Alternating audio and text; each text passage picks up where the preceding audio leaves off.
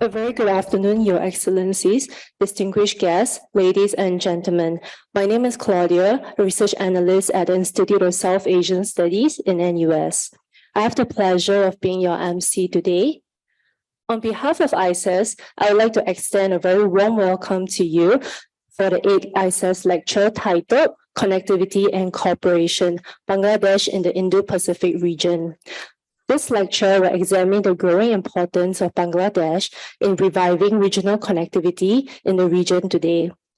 Today's lecture will be delivered by our guest speaker, Ambassador Tariq Karim. Ambassador Karim is currently a distinguished visiting research fellow at ISAS. He is also the director of the Center for Bay of Bengal Studies at independent universities in Bangladesh. I shall now invite ISAS Director, Associate Professor Iqbal Singh Sivia, to deliver his welcome remarks. Dr. Sivia, please.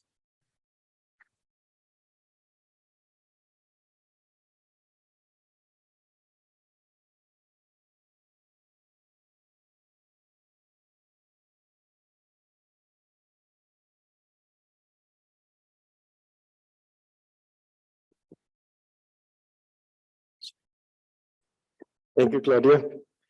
Good afternoon, Excellencies, distinguished guests, ladies and gentlemen. On behalf of the Institute of South Asian Studies at the National University of Singapore, I welcome you to this afternoon's ISAS lecture entitled Connectivity and Cooperation, Bangladesh in the Indo-Pacific region. The Indo-Pacific region is home to the busiest waterways in the world, 60% of the world's GDP, and 3 of the world's largest economies. It is connected by a vast network of interdependent supply chains that are vital for the global economy. It is also increasingly the site of geopolitical and maritime contestations. Indeed, for some, the mapping of the Indo-Pacific as a distinct geostrategic space itself is a reflection of the strategic and economic competition between the United States and China. Nevertheless, many countries have adopted the construct of the Indo-Pacific and developed their strategic visions and policies in relation to it.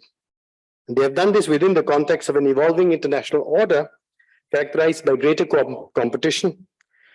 The Indo-Pacific visions reflect attempts to negotiate a position in relation to not just the United States and China, but also powers like India, Russia, Japan, and Australia. But it is not just about security threats. Countries have also developed their strategic visions on the Indo-Pacific in response to an evaluation of self-interest and rational cost-benefit analysis of the economic, infrastructural, and security benefits offered by various powers.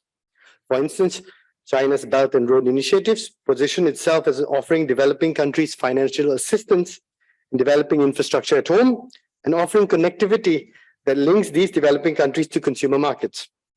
On the other hand, the US-led IPEF and the Quad promised to give states a seat at the table to set international trade norms and also bank on development assistance and vaccine diplomacy. I would also hasten to add here that despite concerns over the evolving international order, the fact that the world is becoming more complex could also allow states more room to maneuver and negotiate their positions. After all, states have agency. Moreover, the choices they make in the Indo-Pacific region do not necessarily have to be binary. Bangladesh is one such important state. Its position in the Bay of Bengal provides it with a geopolitical and geo-economic significance. Its centrality in the Indo-Pacific region is attested to by the fact that in 2020, the US Deputy Secretary of State, Stephen Biegun, invited Bangladesh to join the Quad and emphasized that the country will be, and I quote, a centerpiece of our work in the region to advance a free and open Indo-Pacific.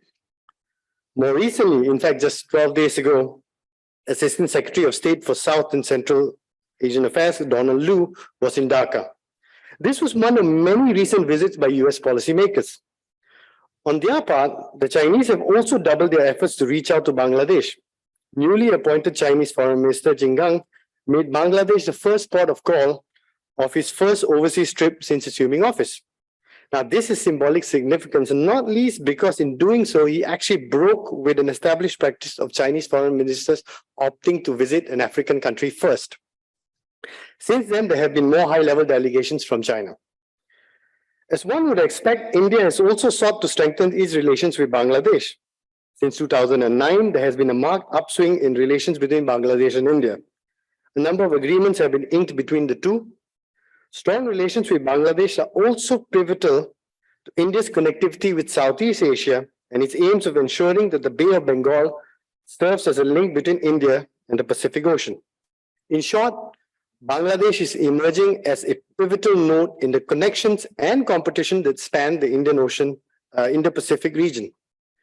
It is also positioned to play a vital role in reviving regional connectivity.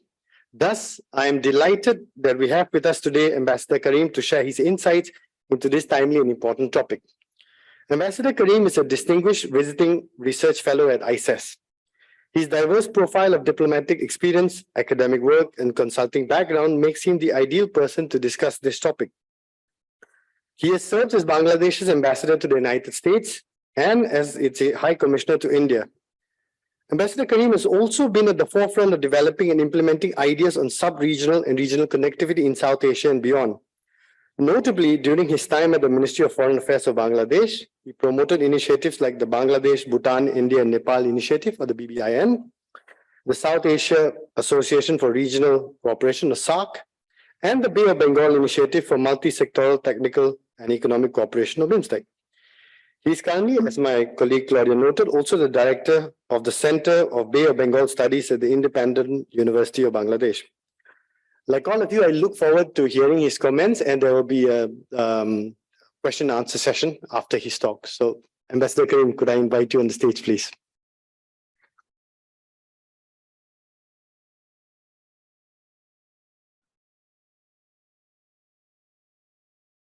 Good afternoon. Professor Iqbal Singh Sevia, Director ISAS, High Commissioners of Bangladesh and Pakistan. Excellencies, thank you for responding to the invitation and being here. I see a few new friends I've made in Singapore and some old friends. I'm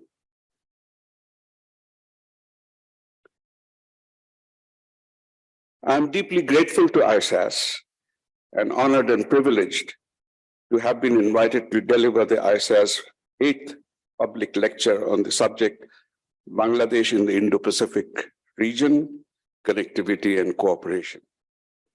I have for long been a staunch votary and unwavering advocate of better regional relations and closer regional cooperation through establishment of multimodal engagements and connectivity between peoples and institutions in and between the South and Southeast and East Asian regions.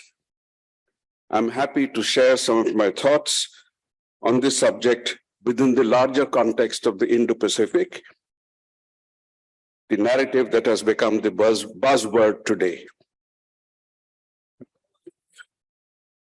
In an oceanic planet, and I sometimes provocatively tell people that were it not for man's arrogance, this planet would well have been called Oceania rather than Earth, because 71% of the planet is oceanic. And the oceans actually govern or impact us in many ways. An important strategic thinker in the late 19th century had presciently posited that after his times, whoever controlled the Indian Ocean would probably dominate Asia, and I'll come to that. And I'll also come to this. Please note that the Bay of Bengal in this oceanic planet, in a sense, is right at the center of this oceanic world. And from that concept, you'll probably understand, Dr. Iqbal Singh Sevia mentioned about the competing visits by great powers to Bangladesh and to the region, why people will be waiting for us or contesting or I hope nothing worse than that. I have always been of the view that the Westphalian Treaty of 1648 triggered inevitable colonization. Colonization resulted in outside powers conducting extensive trade with or economic exploitation of littoral states far from the shores, mostly using the sea lanes. So that was enabled by their ability to dominate the seas or have influence over it through sea power. But that trade remained largely inter and intra-regional trade. It kept it to a minimal. The strategic significance was further enhanced by maritime connectivity to distant regions via the Atlantic, the Mediterranean and Pacific, and with the Antarctic. Those offer gateways and choke points, depending on intentions of whoever controls them. Significantly, and that is where I think all the convergence of narratives is coming and competing, 90% of global trade by volume uses sea routes. Choke points and gateways, just a quick glance at it. There are several, but of relevance to us here in Singapore or located in this region are the Strait of Malacca that control the access or exit from one ocean to the other.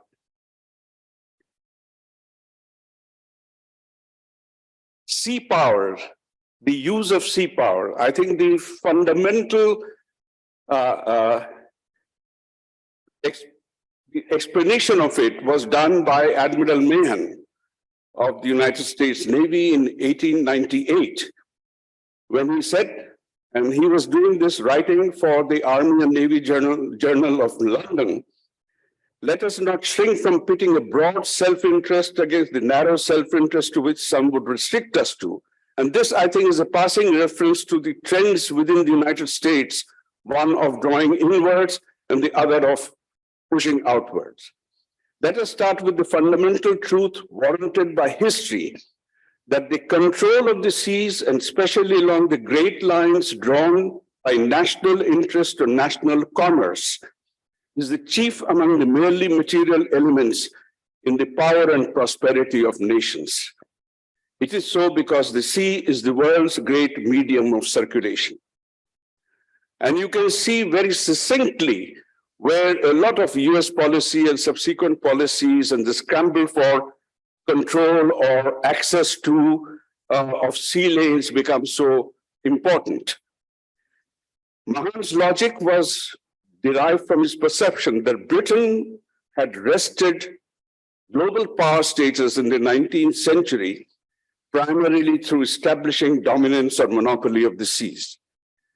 And he concluded that it was seaborne commerce that makes a nation great. He posited that the US should have a navy second to none to acquire great power status. And this is in the late 19th centuries, when the US is still nowhere being able to hold up to the great colonial powers. And that no foreign power, this is very important, should be allowed to acquire a coaling position within 3,000 miles of San Francisco. That is huge. That is a precursor to many of the doctrines that the United States has adopted recently. You can come this far and no further, you cannot go beyond that, etc. Because the control over coaling was what fueled the Industrial Revolution and the industrialization of those countries. Control over fuel or energy resources is what enables control over whatever else you want to control. Now, at that time, Mahan's strategy was essentially for the Pacific and Atlantic Oceans, primarily. But he also mentioned somewhere in his writings that perhaps after him, and some writers say he has mentioned 21st century, I don't know whether that is correct, but he did say that the Indian Ocean, at some point, whoever dominated it would dominate over the whole of Asia. So in a sense, he was presciently looking forward as to where shifts in trade and global competition for power and strategic positioning would be taking place. But the Indian Ocean only leapt into prominence in the 70s. And I had the good fortune of knowing this gentleman as a personal friend, Dr. Dieter Braun, in the Institut Wissenschaften in Munich. In his book, I think it was one of the first books on the Indian Ocean as an ocean which of great importance. He stated that it's only since the beginning of the 1970s, and that's the era of the Cold War, that the Indian Ocean and its littoral states, which belong predominantly to the Third World, have begun to take on the characteristics of a major political region. At that time, when he wrote the book in '83, he saw the shape of things to come. Now, the Indian Ocean's relevance for global trade, energy, and food security. Over 80% of global maritime trade crosses through the Indian Ocean. Over 95% of China's trade with the Middle East, Africa, and Europe transits through the Indian Ocean. And over 70% of the total maritime trade of India uses the Indian Ocean. And so immediately you see, if you go back to the Mahan Doctrine of controlling of the sea lanes to be able to preserve control over your exports and imports and whatever else you want to do, why these three nations are vying for a place or a foothold which will give them some ability to control movement in this important region. Incidentally, IOR states hold more than 58% of the world's proven oil reserve. So if Mahan was talking about coal, it was replaced by oil. Oil and gas now are still the main drivers of industrialization and development in most places of the world until we find alternative sources. And the Persian Gulf globally is the most important source of crude oil. Eastern African's coast is another major petroleum frontier. And now, more recently, seabeds beneath the Timor Sea and the Bay of Bengal also contain substantial petroleum and gas reserves. So all these are sort of converging, shift attention more and more towards the Indo-Indian Ocean. And the Pacific comes in because a lot of important states and big powers are located on the Pacific, and they need the shortest route possible to access these resources. Indian Ocean also contains non-energy renewable and non-renewable resources. Fisheries and minerals, 45% of the world's fisheries, 20% of global fish production, and then we have the problem of overfishing, poaching, depletion of fish stocks, which could affect food security overall of man, particularly in the region which has the largest population of the world concentrated in it. Of more recent importance are polymetallic nodules and other minerals on the seabed or under the seabed, and there is a scramble for access to those or extracting them. So the strategic importance continues to grow. Now, within the Indian Ocean, we come to the Bay of Bengal, which geographers describe it as the Great Middle Bay, because it is the largest bay in the world, and it's historically of critical importance as an economic highway for commercial shipping routes. It has always been so since time immemorial. The Bay of Bengal is where ships from the Western civilizations crossed over to the Eastern civilizations, seeking each other out, trading with each other, or warring with each other. And in the Bay of Bengal are a number of ports.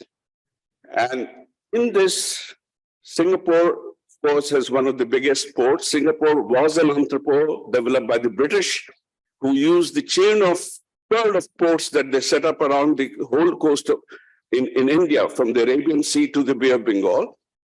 which they use essentially for extraction of raw materials. We are sent to England, and then they use the same route to bring back the finished merchandise for selling into the colonies. Bangladesh is positioning itself to be among one of the major conduits of this passageway between the East and West. Our Matabari port, which will be the fourth seaport, but the largest seaport, will have a draft of 18.5 meters, which would be the largest, until surpassed by Kyokphu, which the Chinese are building in Myanmar, right on the across from Bangladesh in the Bay of Bengal. That might take a few more years. Bangladesh port should be operational by 2026 as per present expectations. Depends on how fast the Chinese build the port in Kyokphu. And then IOR, the Indian Ocean region, if we're looking at the region, it's a region described as full of conflicts. 12 of the world's 20 wars we fought here, 8 limited wars. Now these can be, you can look it up and these are, decide whether they're debatable or not. But certainly if the strategic resources over there are being fought over, then some conflict would have occurred. There are important powers, extra-regional and regional. Extra-regional are USA, China, and Japan. I'm talking of the Indian Ocean now, not yet the Indo-Pacific. Whereas in the Indian Ocean, you have these powers and some of them have big navies. Bangladesh has growing economic interests, so it's also developing its own naval capacity to defend its interests. Just a quick look at what the ancient Silk Road map was, because China has been mentioned very often as to why it's trying to come into the Indian Ocean. This was the ancient Silk Road map. And this is China's BRI ambitions. And if you see, the contours are very, very similar. It's basically, it's not anything new. What China is doing is trying to revive its own history.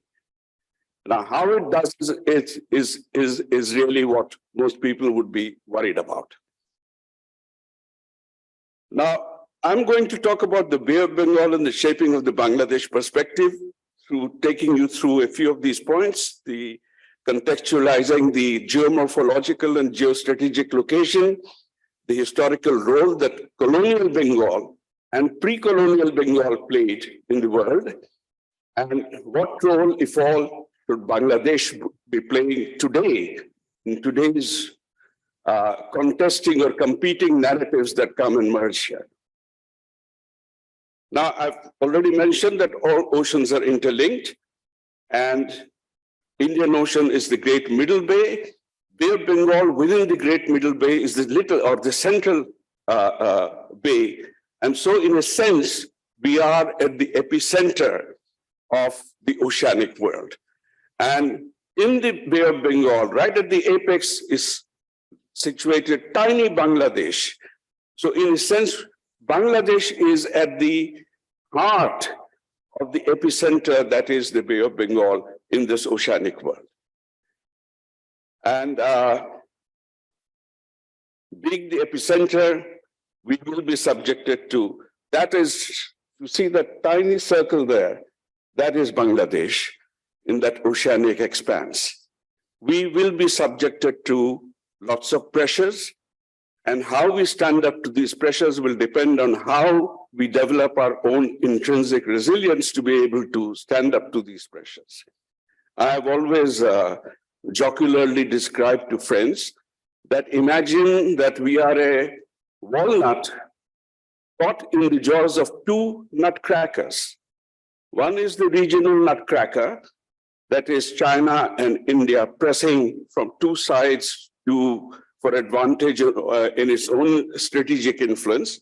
The larger is the narrative of the Indo-Pacific Economic Forum and the BRI coming to compete or clash in that same region. And this is how I see the Bay of Bengal, stretching from Sri Lanka and then coming to Indonesia. And the Straits of Malacca go through Malaysia and Indonesia to Singapore. So that's, if we get this in our heads, how this is configured, then you'll understand why so much pressure is coming, why the Chinese minister drops in Bangladesh first before making his traditional visit to Africa after taking office, why the Americans are coming to Bangladesh so frequently. All this then makes sense. Now, Bangladesh has its own perception of its role in the region and its place in the region. Is derived from its historical legacy as part of the greater pre-partitioned Bengal of the historical civilisational Indian subcontinent.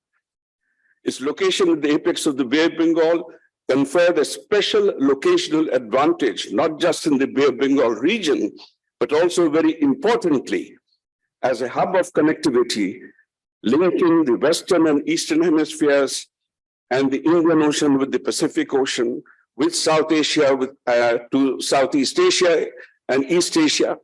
So we see ourselves as a bridge nation, as a nation which connects people. And in a sense, our thinking is derived from that. And I leave a lot of holes in what I'm saying. I think it'll provoke some of you to ask me questions later. So I'll go through that. This point, just leaving it tantalizingly there. Why do we think the way we think? Why do we behave the way we do?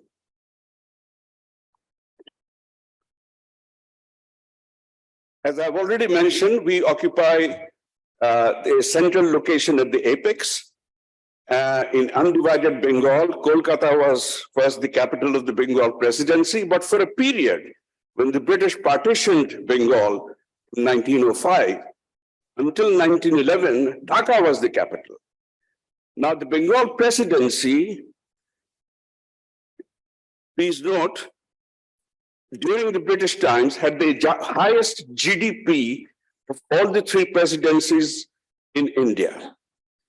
The Bengal presidency also had situated in it the city that had the highest per capita GDP. That city is known as Shillong, which was relegated to the backwaters or the backwards after the partition.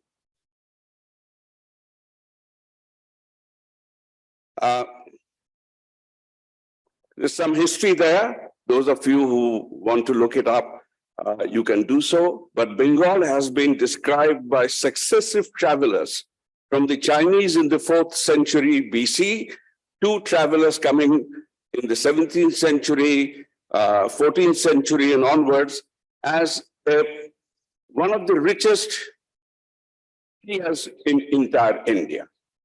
A land, well, maybe flowing with milk and honey, maybe not, but certainly with lots of industries, lots of products, lots of merchandise.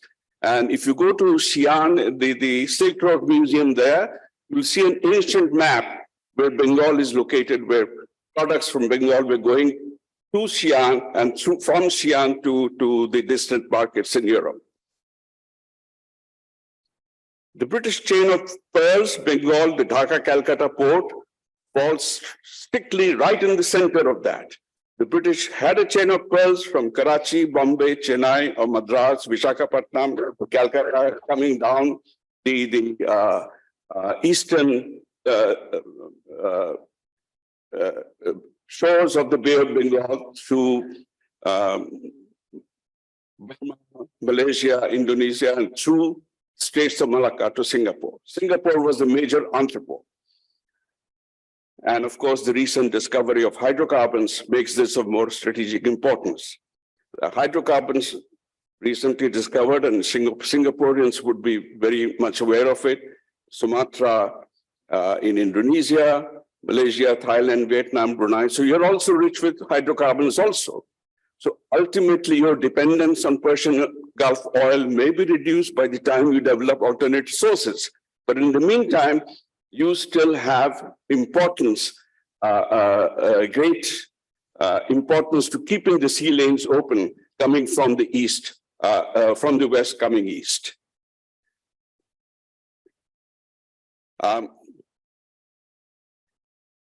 Bangladesh has acquired strategic importance and increasing interest more so in recent times. When we emerged as an independent nation in 1971, pretty soon thereafter, we were written off contemptuously as a perpetual basket case. From that, that was a statement which hurt many of us and rankles with us, many of us, even till today. Probably that statement spurred us not only to survive, but to say that no, we were not what you describe us to be, we are something much bigger than that. We are not the basket case we were described as. We have a population of 170 million people. We have a big youth dividend. Almost 50% are young. We are a medium HDI country with a fairly respectable HDI ranking. We are among the best performance in HDI South Asia. We surpass even India and Pakistan and a couple of other countries. We have coal, oil and gas, but not sufficiently explored. And I think we are wary of exploring coal because it has ecological fallouts. We don't want to stir up something which might cause an ecological disaster. We have potentials of hydrocarbons, but insufficiently explored. And we have plans for transitioning to green energy as quickly as possible. We have declared it. Whether we'll be able to get it within the time frame declared is another matter. The world is full of lots of variables striking us. It defies global expectations and predictions by doing the unthinkable. And to this, I have to point out that this Padma Bridge is a bridge, it's the longest bridge in Bangladesh, 6 kilometers across. But why it is important? People thought it's impossible to build it because the Padma or the Ganges River is the most turbulent river known to geographers after the Amazon. It's still a very difficult one, constantly has to tend to it and keep dredging it, but we built it and we built it with our own resource when we were denied those resources by the World Bank. We said, okay, you will give us the resources, we'll go ahead and build it. Completing that, even though estimates were overshot, time was overshot, completing that has shattered a glass ceiling within our minds. We can do it. That's something which held us back for a very, very long time. And we have just completed 50 years of independence. Now, nothing is impossible. And I think that mindset change is going to be very, very important as we go forward in this century. When I'm going to talk of connectivity, getting connectivity within Bangladesh was the first challenge we had to face. Without this, the South was cut off from the other parts of the country. Some of the most fertile districts and areas of the South could not access. Now, it's the whole topography, the economic topography is going to change. It's already started changing. I remember when the bridge over the Buriganga River, which divides Dhaka between north and south, was built. Suddenly, people discovered that there are lands beyond on the southern side, and industry started coming up, residential areas started coming up. The same thing is going to happen. And where you're talking of connectivity between lands to our west, that is India and beyond, then this bridge becomes a game changer, because most of the traffic will be crossing over this bridge. Otherwise, you have to add another 8 hours, a circuitous route, a more difficult terrain to cross. This bridge is dual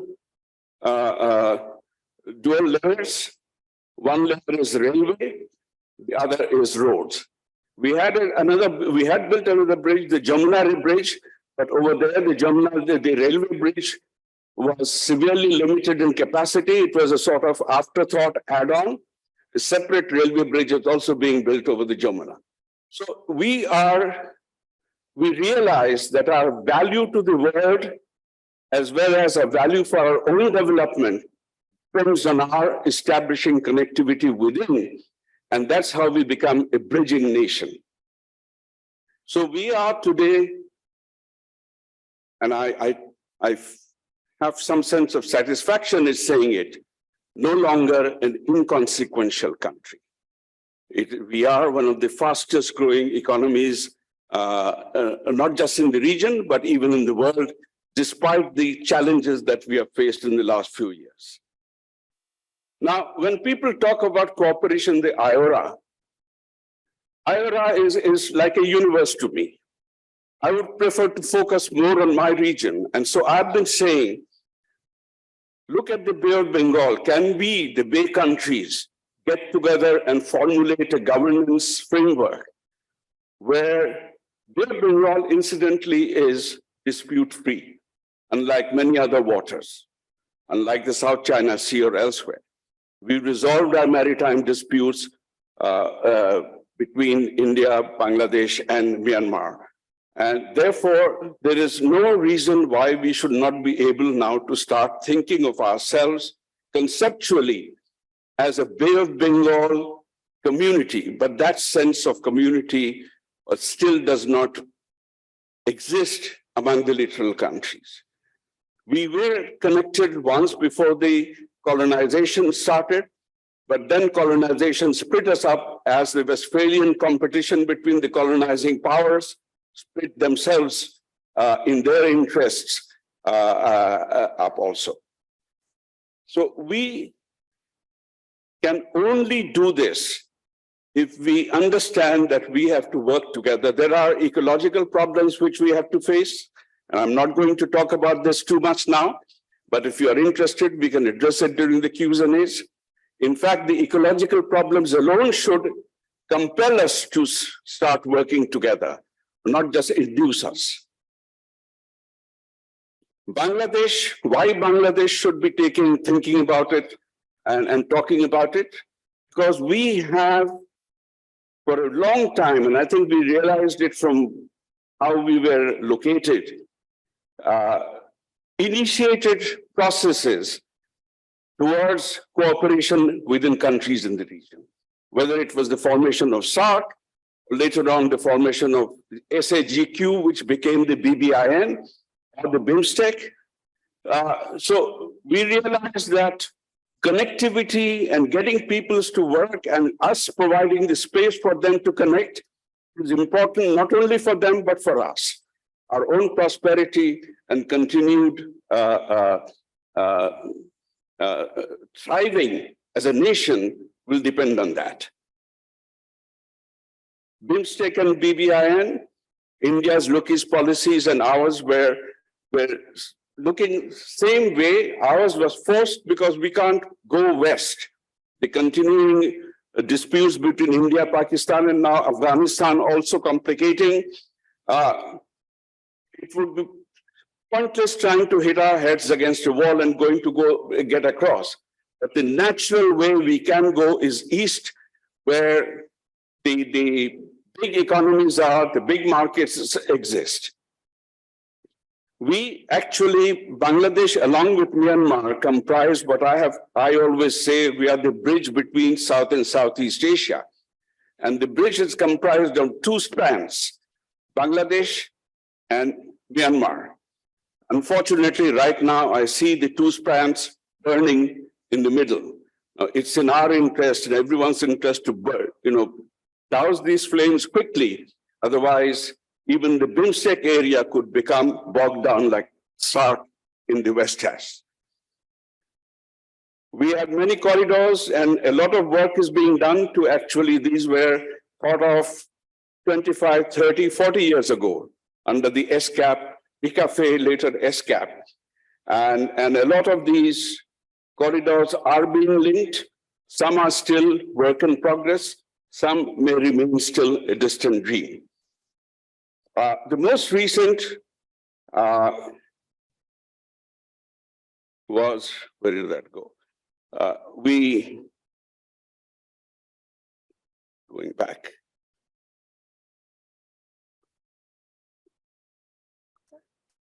One more back, one more. Okay.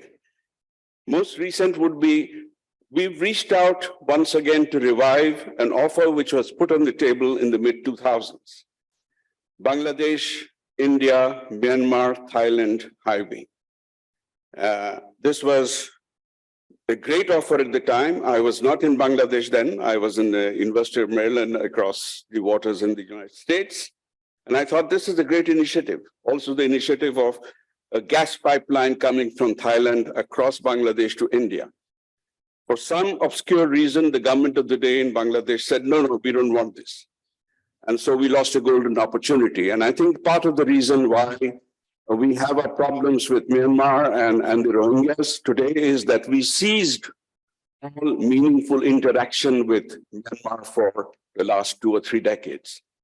And if you don't interact with somebody, if you don't keep discoursing with him, if you don't engage in activities which are mutually beneficial, you are bound to end up in some sort of a dead end, and that's where we are. In terms of additional corridors, inland waterways, we are linking them up.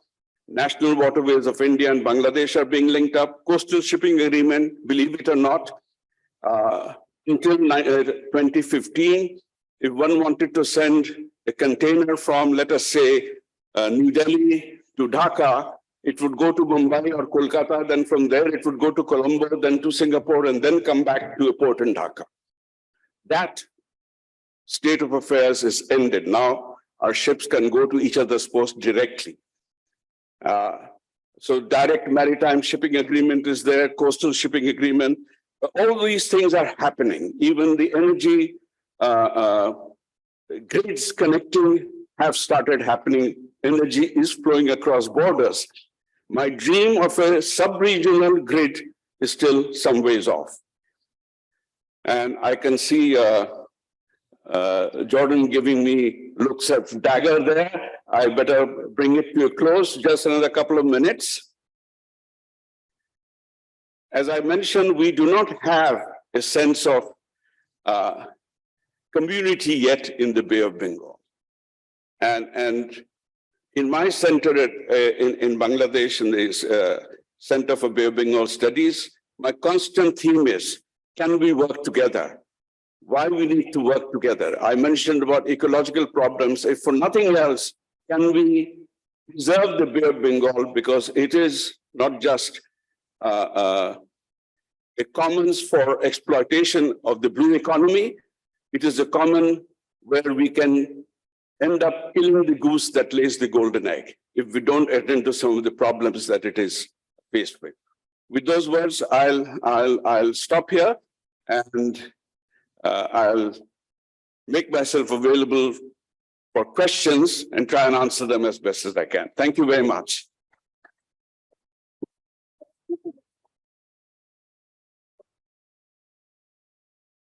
Thank you, Ambassador. Now I would like to invite Associate Professor Sylvia to chair and moderate the question and answer session.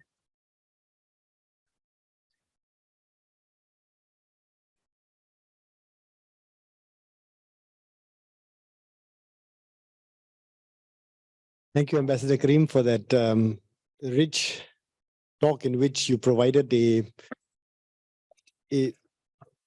contextualization of some of the contemporary issues, but also some of the proposals you threw up at the end. And I suspect there will be a few questions about some of the ideas that you've raised. So the floor will be open. We have a little more than half an hour for questions or so. But maybe while there's some formulations, people are thinking about the questions and chewing on some of the things you mentioned, I'll use my prerogative to just throw in a quick question, an assessment from you, if I may. You mentioned very rightly the role that Bangladesh can play in linking South Asia, Southeast Asia. You also mentioned the role that Bangladesh could play in transshipment trade in South Asia itself, but also the important role that Bangladesh could play in providing maritime access to landlocked countries, but also parts of Northeast India as well. An assessment, if I could ask from you, is what is your sense of the present infrastructure, port infrastructure in Bangladesh with regards to this? Is it well placed? What sort of investments are necessary in Bangladesh?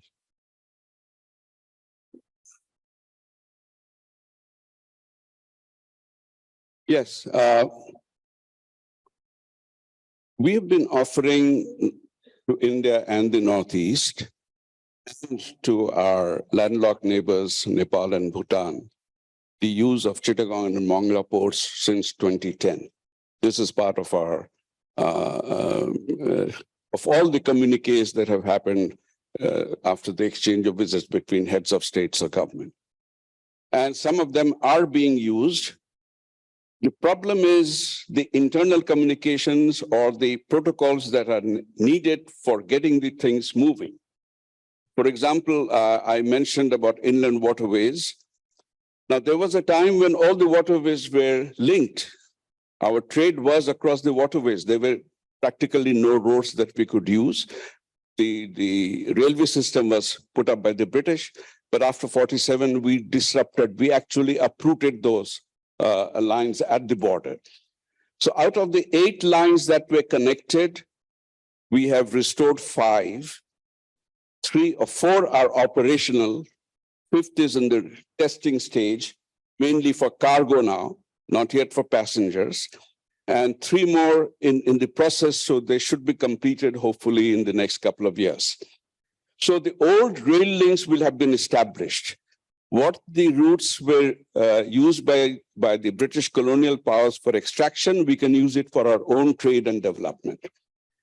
Bhutan, the motor vehicles agreement, which was supposed to have been signed by SAARC in the SAARC summit of 2014, but failed, we then took it up as a sub-regional project, and Bangladesh, Bhutan, India, and Myanmar, and Nepal, BBIN, we entered into the BBIN motorway MVA agreement in 2015. However, we then ran into roadblocks again. Bhutanese had political problems. The road transport lobby said, we will be overwhelmed, we will die. And then the environmentalists also didn't want to cut hills and valleys and build roads.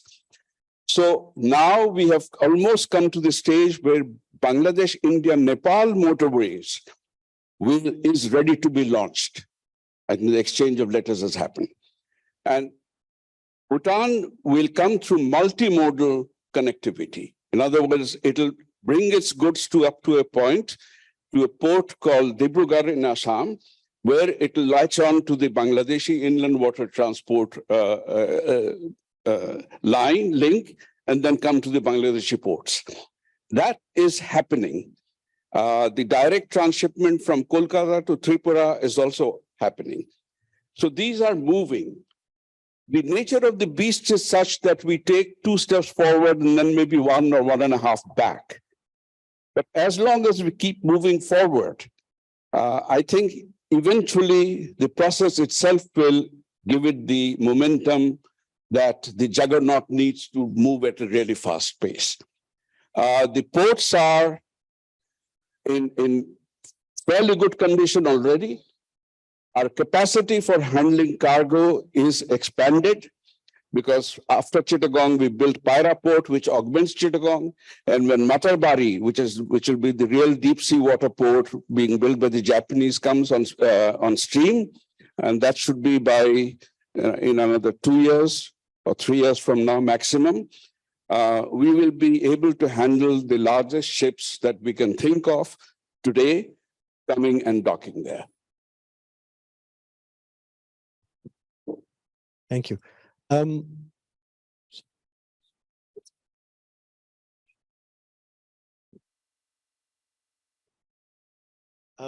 With that, I open the floor. Please, when you ask your question, could you please identify yourself introduce yourself, I should say, and there'll be a roving mic moving around. So I'll go for a show of hands. If not, there is a question that's come in from Facebook Live.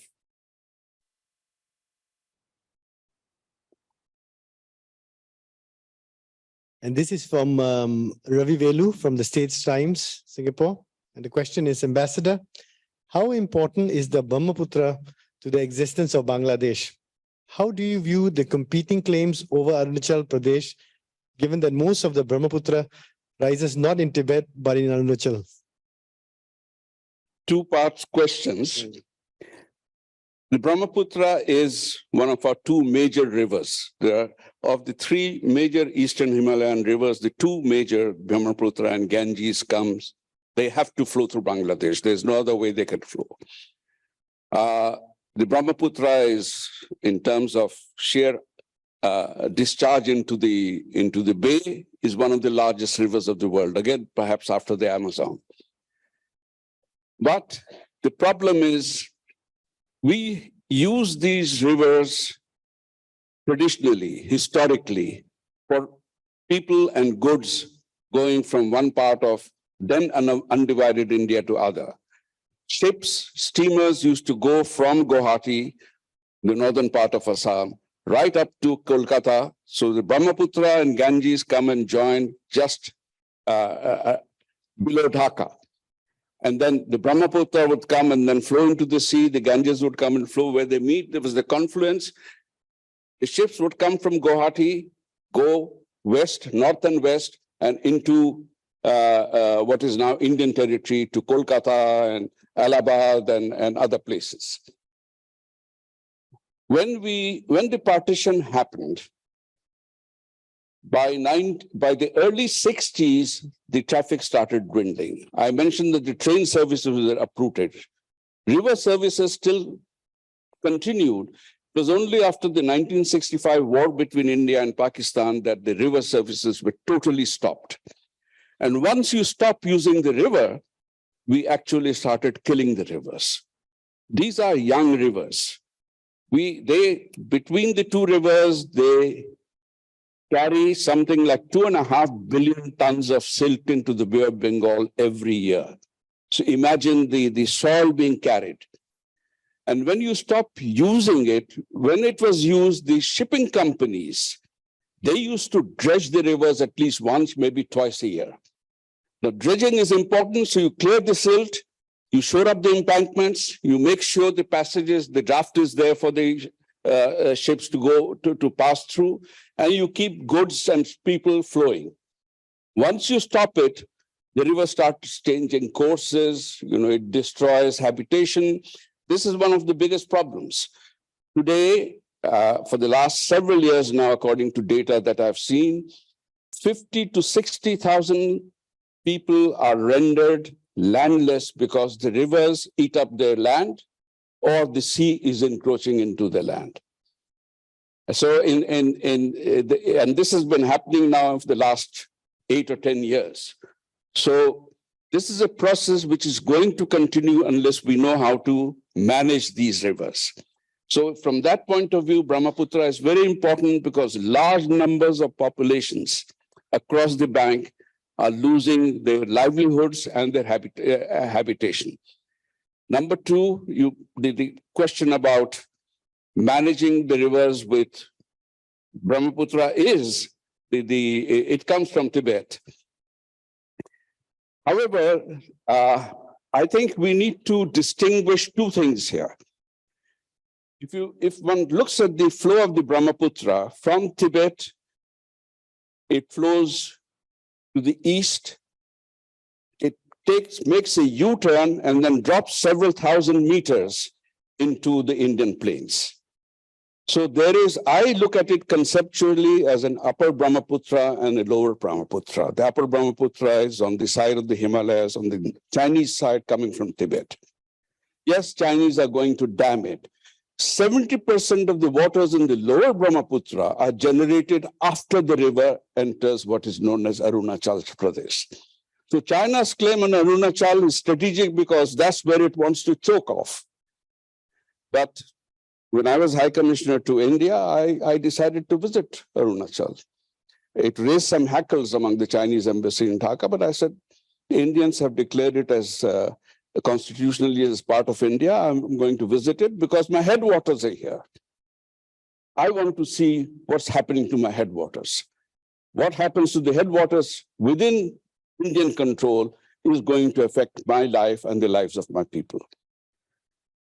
So we had actually, I was part of a track 2 dialogue with China, India, China, and Bangladesh participating since 2008. We used to meet every year. And I tell you that by 2016, we came to a place where we were more or less talking similar language. The Chinese even agreed to the terminology that I was trying to insert, that it's upper Brahmaputra, lower Brahmaputra. Let us carry on with our lives in the lower Brahmaputra. Don't, insist on unanimity here, because that's how SARC destroyed itself. And they said, okay, whatever you want to do it quietly, don't make too much noise. So I would still say that as long as just as SARC cannot go forward unless India and Pakistan get their act together, the larger Brahmaputra project will not go together unless China and India come to a middle point. However, if the two agree that, okay, there is a lower Brahmaputra and an upper Brahmaputra, whatever people, lower riparians are doing it for their survival, we will not oppose it. It's okay. And that's how we have to tackle it. So the floor is open.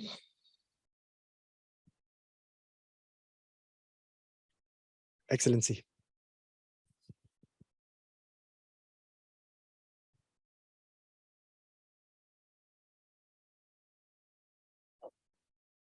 Thank you very much, Ambassador Karim, for a very enlightening talk.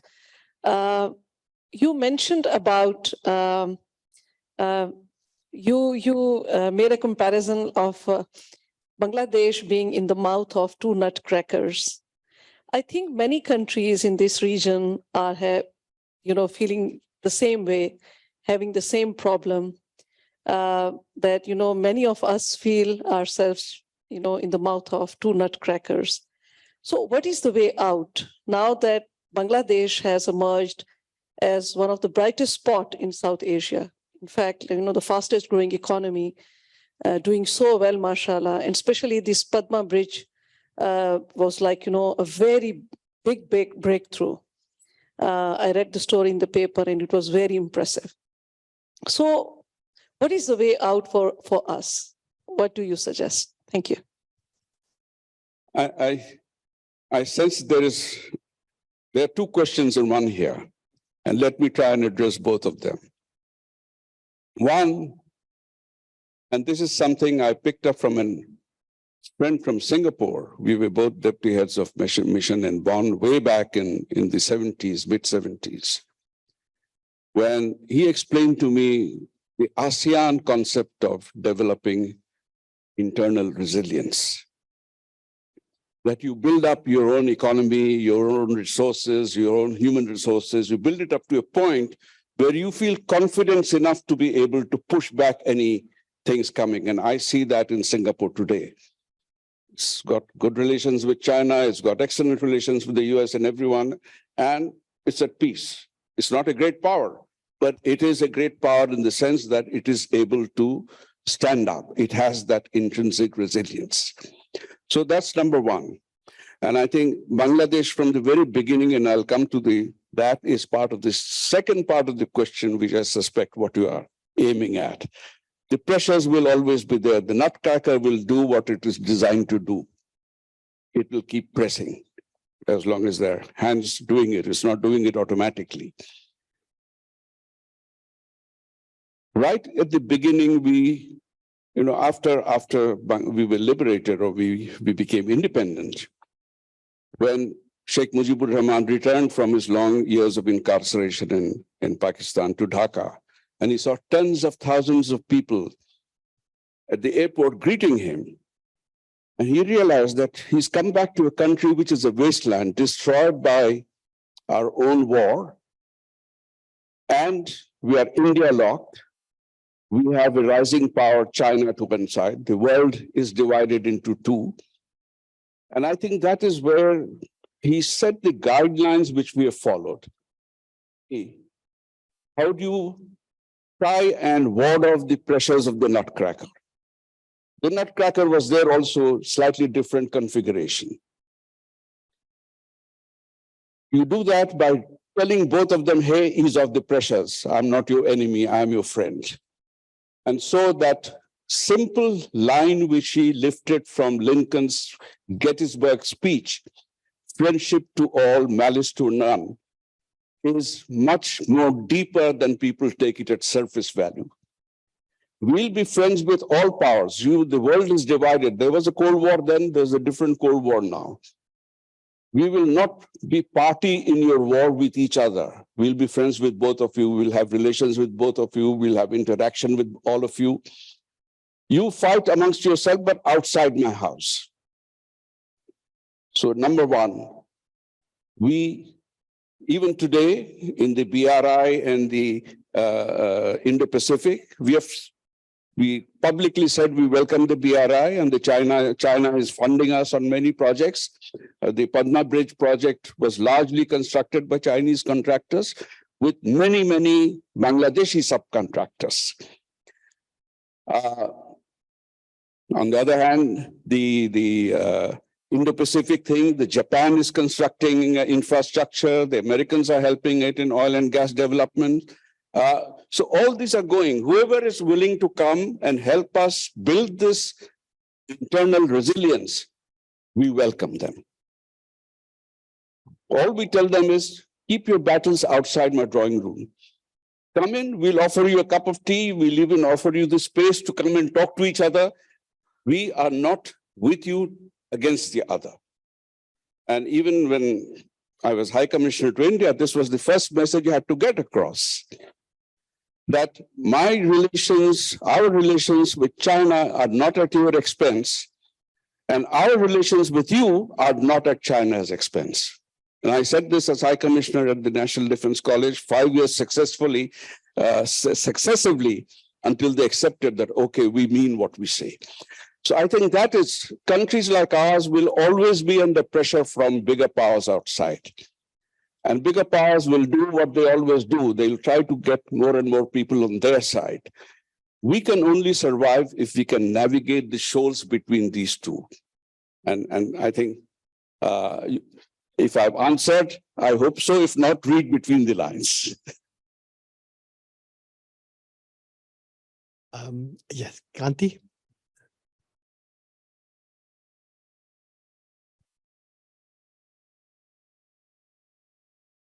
Thanks so much. I'm Kanti Bajpai from the Lee Kuan Yew School of Public Policy, and also director of the Center on Asia and Globalization at the school.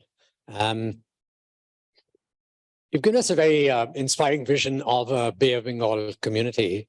So I just want to press you a little bit more on exactly what you mean by the term community. Would it in fact be an organization? And if so, what exactly will it do? So for instance, we generally think of a region being defined by three things: some established pattern of conflict between states that defines a region. The second is patterns of interdependence, and basically of two kinds. One is economic, and the second relates to environmental and water resources. So it's fairly evident that the Bay of Bengal states would qualify on those grounds, perhaps also on the conflict. And the third part of a region is the community itself, that there are shared cultural resources, but also patterns of difference, and that defines a region too. So what would this Bay of Bengal community do exactly? Would it begin to intervene, intervene in a soft sense, in conflict patterns, both internal to states as well as between states in this huge area, to try and mediate those conflicts, find resolution and management? Would it try and also manage patterns of interdependence, both economic and ecological and hydrological, and start to evolve norms and protocols that all the states would agree to? And third, would there be an aspect of it which relates to cultural interchange, minimizing cultural conflict, describing patterns of historical and contemporary significance and so on? So do you envisage then a really, to use a word you used in a different context, a multimodal organization spanning these three different dimensions of regionality, which seems like a very ambitious project? So I want to get a better sense of what exactly this Bay of Bengal community would do, and if there are sequences and stages that you see as well. Thank you, Kanti, for that question. And I think I know where you're coming from because I shared some of my concept notes with you. I'm basically enlarging in an organic manner what I worked on earlier. SARC, BBIN, BIMSTEC, and now BIMSTEC itself is called the Bay of Bengal Initiative for Multisectoral. And I started questioning myself that how is it the Bay of Bengal if it includes Malaysia and Indonesia? Okay, it's incomplete. So I have been arguing for the last several years, think BIMSTEC plus, and perhaps you need to think beyond BIMSTEC itself, because an institution with a charter, it's very difficult to change the charter. You may have to go progressively. Secondly, going eastward is where we are bound to go because westward advance has certain problems and challenges. And therefore, all of us are looking east, just like East Asia and Southeast Asia are looking west. Economically, we take our aggregated. So I take the Bay of Bengal. I start the same way, thought process as the European Union came into being, from just being a European economic community, then cooperation, European economic cooperation, to European community, and then to European Union. It was not in one great leap. There was a progression, an organic progression.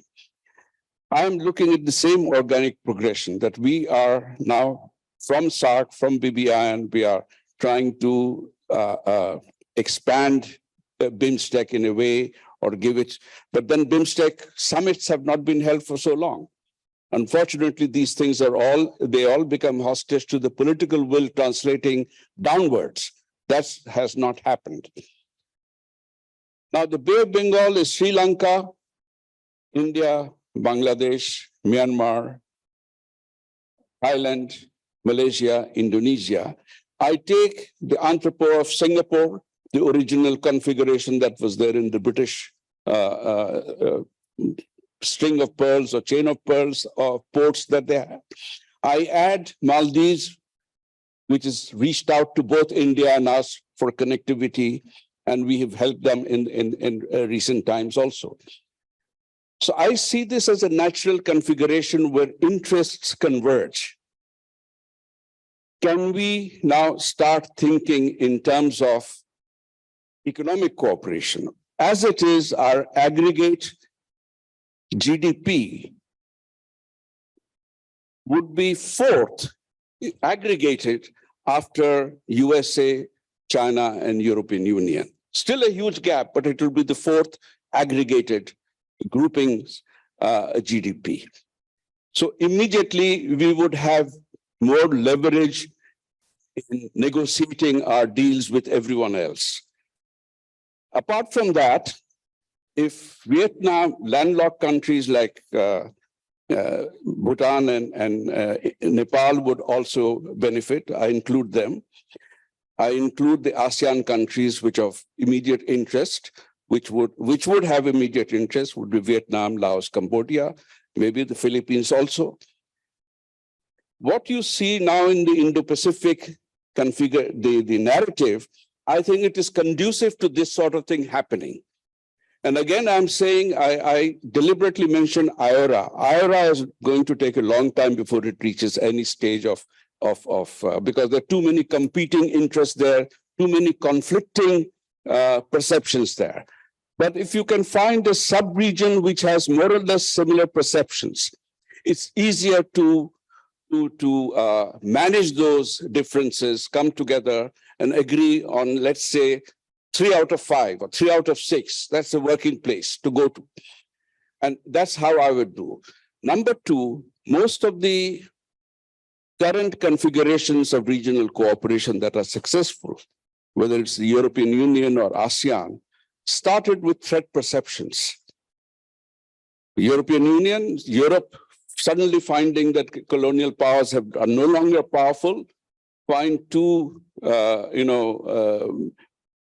huge powers coming out of the ashes of World War II, United States and Soviet Union. They're not quite sure what the intentions are. They find comfort and security in coming together. Number 2, they've destroyed themselves. They need to rebuild themselves. So Germany and France, the 2 enemies, take the leading role in pushing for European economic cooperation and then whatever followed. Same thing in the ASEAN. They fought with each other before coming together for saying that, no, it's okay, that enemy we can contain, we have to work together. I think for us, we have a common enemy already threatening all of us, the Bay countries. The Bay of Bengal is threatened by 3 ecological disasters waiting to happen. 1, the mangrove forests. They only survive now in Bangladesh, in the Sundarbans, and to some extent on the Arakan coast. But the rest has disappeared. Indonesia is trying to rewild the coast with mangroves. They're finding it tough going. They plant mangroves. On the other side, those with demanding cash crops, do away with them. I think most of the mangroves disappeared because they gave way to cash crops. Now, mangroves sequester 3 to 4 times more carbon dioxide than any other green vegetation. They also give more oxygen back into the atmosphere than the normal green vegetation. And that is the importance of the mangrove for this huge coastline that we have, that we share with us. We have already lost over 150 years, we have lost 50% of the Sundarbans. So I have basically said, to shock people out of complacency, that you won't need another 150 years for the rest of it to go. It might go in the rest, even in the next 75 years. That's number 1. Number 2, the Bay of Bengal is, for us, our first and last line of defense against the ravages of global warming and climate change, the sea levels rising. We are subjected to stronger tidal surges, higher tidal surges, and stronger storms. They are the first line of defense. They protect our coastal communities. If the IPCC reports of 2007, first enunciated then, and then the latest ones say we might lose by 2050, 20% of our coastline. Where are these people going to go? They'll become internally displaced. And as I mentioned, 50,000 are being displaced every year, not just along the coastline, but by the rivers eroding the banks. Internally displaced people do not remain internally displaced. That is the lesson of history we have learned in the last 50 to 75 years. We should take that history to heart. Number 3, the marine plastic menace. A study was done, and it came out as a side study from something else that was being done. The plastic floating from East Asia across, they just float across like jetsam, flotsam on the ocean currents, from the Pacific through the Indian Ocean into the Atlantic. And in the flow, it's gathering, somehow it is leaching into the Bay of Bengal, not accumulating in the Arabian Sea, not accumulating anywhere else in the Indian Ocean. And when it goes via the southern tip of Africa into the Atlantic. some of it gathering across the Southeast African coast.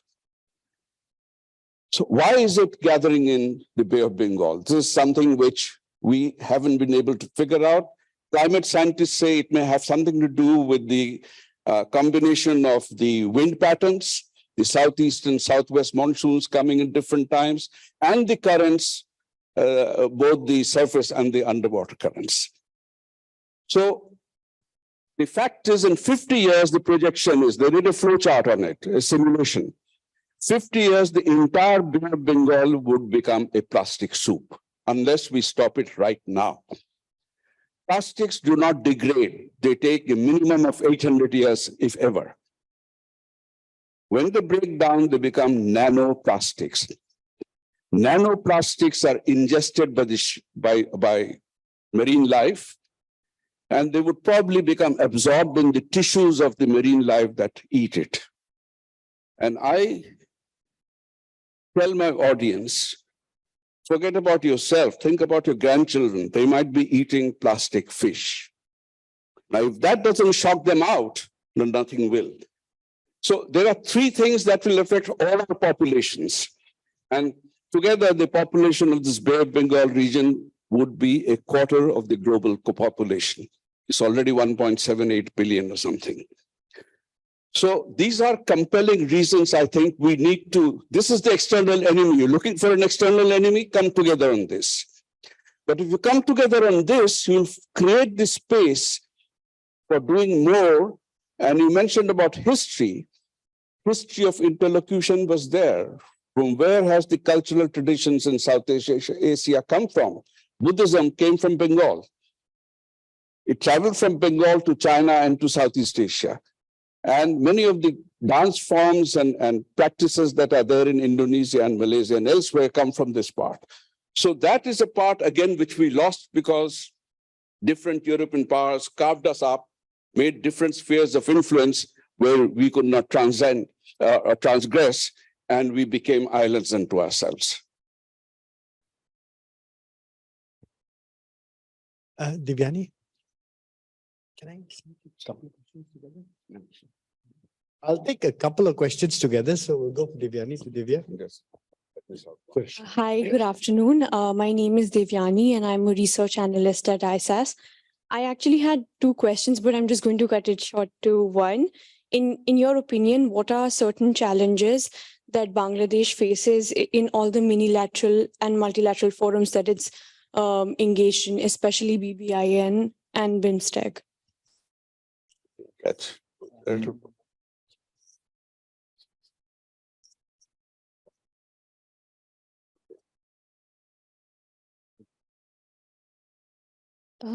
Thank you for your lecture, Ambassador. My name is Divya. I'm a research analyst at ISAS. I have two quick questions. I'm so sorry. I'll put it forward. You can answer however long or brief you want to. One is, since the lecture is about Bangladesh and in the Indo-Pacific region in the context of connectivity, I was wondering about what is Bangladesh's take on IPEF and what is the consideration it's giving. And the second one is, you mentioned briefly about... What was the first one? Can you repeat it more slowly? Bangladesh. IPEF, okay. Yeah. All right. And the second one is, you mentioned about coastal shipping, coastal connectivity in the region. I've always been intrigued that how Europe was successfully able to model a coastal plan or into short sea shipping. But do you see a scope for having a regional coastal shipping plan in South Asia or Southeast Asia as such, including your thoughts on that? Good questions. Let me take, what was the first one? Remind me. Challenges in the Multilateral. Yeah, and BIMSTEC. Okay. BIMSTEC was formed in 1997. The previous incarnation of BBIN was also born in 1997, and I'm writing something for ISAS, which I'll explain it, so you'll probably have to wait for that. In short, 1997, the SARC sort of shackled itself by the principle of unanimity governing all decisions. So anyone wanted to do something on this side, if everyone didn't agree, we couldn't do it. 1997, the SAARC finally relented. Bangladesh put this forward. I had something to do with the mischief. I said that 10 years have passed, we have not got anywhere, we've got to find some other way. Can we do sub-regionally? And so we put this forward. It was accepted in principle, but South Asian Growth Quadrangle, which was formed in 1997, somehow didn't take off. It didn't take off, I think, for realpolitik reason than anything else. At the same time, BIMSTEC was also formed in June 1997. BIMSTEC started a BISTEC, Bangladesh, India, Sri Lanka, Thailand. Okay. Now, if you read behind the lines or between the lines, the fear of the overarching domination of a huge India over the smaller nations probably held the first incarnation of BBIN hostage. And BISTEC was easier because you had Sri Lanka and you had Thailand coming in. And so somehow the fear of India dominating totally was diluted. BISTEC became BIMSTEC with Myanmar joined in. And then Nepal and Bhutan, which had been part of SAGQ, said, what crime have we done? Why have you left us off? So that was the year later, 98. And so they had to wrestle with themselves and said, okay, we can't add two more consonants into this. It's going to be unpronounceable, become a Polish word. Let us call it Bay of Bengal initiative, etc. It was an ingenious South Asian way of dealing with that problem. Now, BIMSTEC, BBIN revived only after Bangladesh and India got the relations right. When we decided, okay, we will address serious Indian concerns about their security, Bangladesh being used as a buffer or a staging point for launching militant attacks against India. And once the bilateral relations started going, we started developing, expanding the space of mutual trust. Once that happened, BBIN could also happen. Then, of course, the nature, we have too many inbuilt problems within us. Bhutan came in with some problems, so BBIN got stuck, but then we are progressing. I think the way we approached it is, you use multilateralism, but do it in a manner that is pragmatic. Build on what you can build, don't get hung up when you have a problem.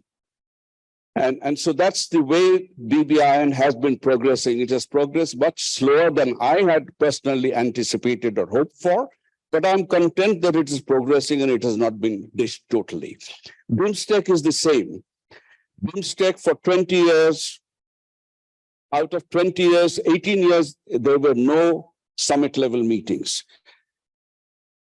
Why do we look for summit level meetings? Why can't decisions be taken at the ground and be executed? Because that's the nature of the beast. The political will has to be there for any economic agenda to go forward. The economic engine of a state doesn't move on its own. The motor car or machine or whatever you have, you first have to turn the ignition for the engine to start, which means the electrical circuitry has to function. And then you need gas in the tank for it to move. So for the economic engine of a state to move forward, the political will is the electrical circuitry. It has to function smoothly. And once that circuitry is functioning, you have to have the means for the car to go. How much fuel are you going to have, energy you are going to have to take it out? If you look at it that way, then it becomes easier for you to understand how we have been progressing. One of the 4 cylinders is not firing. Okay, can we get the car moving even with 3 to some point until the 4th starts firing? That's how we are doing it. In BIMSTEC, we hope it'll work, but I'm not very sure. As I said that, if we are hostage to the old charter, and the old charter had certain priorities, then you will not be able to get out of it. We remain stuck in that groove. The second question dealt with how we respond to IPEF and coastal shipping. IPEF, I explained briefly in my talk. We reacted positively to both the initiatives that came forward. We are with the IPEF, Indo-Pacific Economic Forum for Cooperation. We are also with the BRI. Our position is very clear. IPEF, we are with you. Come and help us, come and work with us, but we are not an alliance against a third party. BRI is the same. Can invest money and help us build the infrastructure we need it.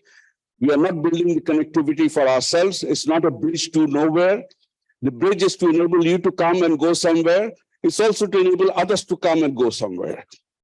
So we are not taking sides with anyone against anyone. We are with all the sides. And that is, I suspect, at least this government will continue doing it that way. There was a time when governments shifted from this, became pro one or pro something, and we paid a price.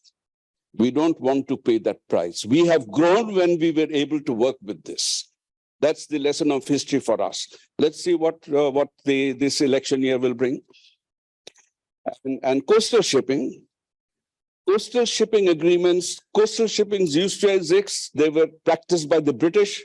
The ports used to pick up cargo from all along the ports, starting from Karachi, right up to going to Singapore, through the Bay of Bengal, through coming from the Arabian seaside. And then they would bring back merchandise from Manchester and Dundee or wherever else and sell it along these ports. They were disrupted after the partition because we disrupted, we said we are separate and we will not give access to each other. Bangladesh took the initiative and signed a Bangladesh-India coastal shipping agreement in 2015. It is now operational. There are still problems. Coastal shipping, because the ships have to be of a uniform design and weightage, etc. Indians have ships, we don't have ships, so we are now thinking about how to overcome that. Number two, I think India has one with Myanmar. We have negotiating one with Thailand. Now, and I've been pushing for it for the last 6-7 years, BIMSTEC has said we will have a BIMSTEC coastal shipping agreement, which would mean effectively, because Sri Lanka had also said we would like to join. So it was all coming in bits and pieces. Now, if it can be done by BIMSTEC, then that itself will prove that BIMSTEC is capable of doing something which is for the greater good and for a regional purpose. Then it will link up the ports from Sri Lanka through India, through Bangladesh, right up to Thailand. And so we are just short of linking up with Malaysia and Singapore and Indonesia then. Europe probably had, I'm not very sure of that, but I'll tell you one thing. Europe on its rivers, they fought 2 world wars, but they've had the Rhine and Danube Commission for between 150 to 200 years, despite the wars. They realized the value these rivers had for them ecologically, economically, and otherwise. They did not fight over the rivers. They fought over other issues. I hope and wish we South Asians can do something similar, because the rivers tend to our life, but we can partition the land, we cannot partition the river and the atmosphere and the ecosphere. We have to understand that. Well, Ambassador Karim, thank you so much for your insightful engagement and for taking the questions. While I have to call a close to the formal part of this session, we can continue the discussion outside. I'm sure there'll be more questions. So please join me in thanking Ambassador Karim for his